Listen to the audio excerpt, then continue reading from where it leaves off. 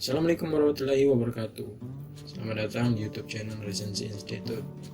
Nah, kali ini kita akan membahas sebuah buku yang berjudul Cara Cepat Melatih Kebiasaan Positif Sehari-hari. Nah, kita akan mulai pembahasan buku ini dengan pertanyaan. Pernahkah kita menyadari apa yang kita lakukan dalam kehidupan kita sehari-hari yang penuh dengan hal-hal positif? Atau bisa jadi sebaliknya. Pernahkah kalian merasakan bahwa apa yang setiap hari kita kerjakan tidak sesuai dengan keinginan kita atau mimpi yang sudah kita susun dengan baik? Apa yang membuat mimpi kita tidak bisa terwujudkan? Atau apakah kita hanya ingin berangan-angan saja dengan mimpi kita? Toh juga pada akhirnya kita kalah dengan keadaan. Yang penting kerja dan bisa menghidupi diri sehari-hari sudah cukup. Masa bodoh dengan mimpi. Kata-kata ini pasti familiar dengan kita. Dalam buku karya Mark Reclau ini mencoba untuk mengingatkan kita dengan visi yang ingin kita bangun, mimpi yang kita perjuangkan. Mimpi tanpa perbekalan dengan matang tidak akan mengantarkan kita pada pintu mimpi itu. Jangankan membuka mimpi itu, kita bahkan tidak dapat membuka pagar yang mengitari mimpi kita. Itulah mengapa kita harus melihat kebiasaan kita sehari-hari, apakah sudah sejalan dengan mimpi kita dan sudah terstrukturkah kehidupan kita, ataukah kita menjalani hidup tanpa persiapan apa-apa. Silakan teman-teman temukan sendiri dalam buku ini. Buku ini diterbitkan oleh penerbit Gemilang pada tahun 2017, sedangkan cetakan aslinya terbit pada tahun 2014. Buku ini mengambil subjudul Langkah Sederhana Setiap Hari untuk Menciptakan Kehidupan yang Anda Inginkan. Buku ini terdiri atas 259 halaman dan terbagi dalam 94 poin dalam melatih kebiasaan positif sehari-hari. Nah, kita akan bahas poin-poin penting dari buku ini. Yang pertama, disiplin diri dan komitmen. Nah, bagian ini merupakan bagian fondasi kesuksesan kita di masa mendatang. Tidak ada orang yang sukses dengan keadaan tidak disiplin dan berkomitmen. Catat baik-baik. Mungkin terdengar sepele, tetapi memerlukan proses untuk dilakukan. Untuk menjadi disiplin, kita harus akrab dengan ketidaknyamanan dalam kehidupan kita sehari-hari. Mengurangi hal-hal yang tidak ada sangkut pautnya dengan mimpi kita. Nah, dalam bab ini, sang autor membantu kita untuk membiasakan diri disiplin dengan memberikan pertanyaan. Dalam hal apa Anda kurang disiplin saat ini? Apa manfaat jika Anda menjadi lebih disiplin? Bagaimana Anda bisa tahu saat Anda telah mencapai tujuan untuk lebih disiplin? Cobalah untuk menuliskan atau mencatat pertanyaan-pertanyaan ini dalam gawai Anda dan jawablah secara jujur. Setelah itu, jangan menunda-nunda, lakukanlah pada saat itu juga. Yang kedua, hindari pencuri energi. Energi sangat penting untuk mendorong kita dalam menuju tujuan dan kebahagiaan. Dalam hidup, ada sesuatu yang bisa menghabiskan energi dan ada sesuatu yang menambah energi. Contohnya, ketika menjalani keseharian kita dengan energi yang lemah, kita bisa merasa tidak sehat atau merasa tidak bahagia. Kenalilah hal-hal yang dapat menghabiskan energi Anda.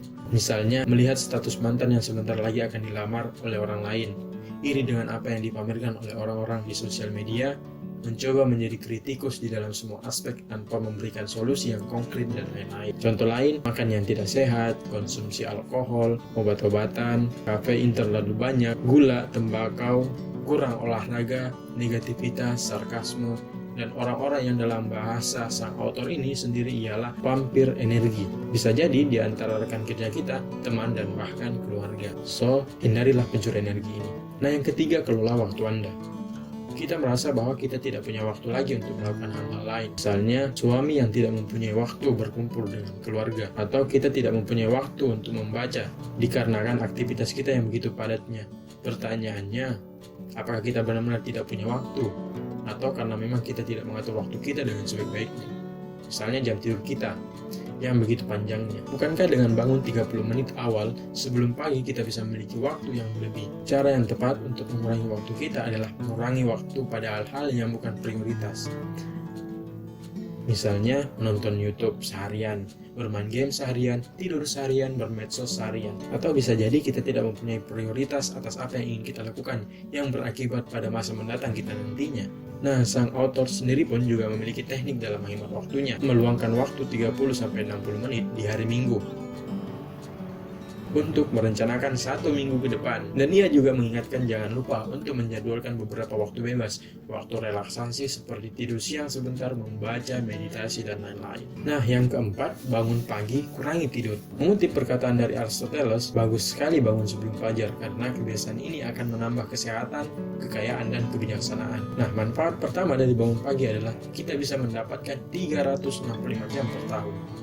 Ada energi spesial di pagi hari sebelum matahari terbit. Cobalah rasakan kehebatan bangun awal sebelum matahari terbit, atau lebih tepatnya pada waktu subuh. Nah, dalam buku ini juga dituliskan mengenai secara ilmiah bahwa tidur 6 jam setiap malam seharusnya cukup dikombinasikan dengan 30-60 menit tidur siang singkat. Kesegaran tergantung pada kualitas tidur, bukan pada kuantitas. Nah, yang terakhir, berhenti membuat alasan. Ini bukan saat yang tepat, saya terlalu muda, ini tidak mungkin, saya tidak bisa, dan yang paling familiar adalah saya tidak punya uang. Banyak sekali alasan-alasan yang keluar dari mulut kita yang menandakan kita seakan-akan menyerah dengan keadaan. Belajar dengan orang-orang yang pernah sukses sebelumnya, seperti Abraham Lincoln, yang memiliki banyak sekali kegagalan sebelum dia menjadi presiden Amerika pada saat itu, atau seperti Jack Ma dan Steve Jobs dan orang-orang sukses lain. Alasan lainnya akan timbul seperti mereka kan memang dilahirkan untuk menjadi sukses. Atau kasus saya berbeda, sampai kapan kita selalu membuat alasan?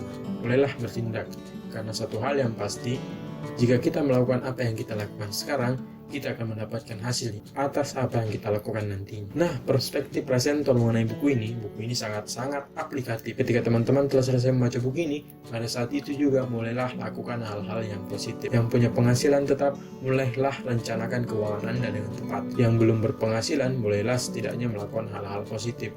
Mulai atur kembali perencanaan jangka panjang. Berteman dengan orang-orang yang sepemikiran dengan kita untuk menghindari si pencuri energi.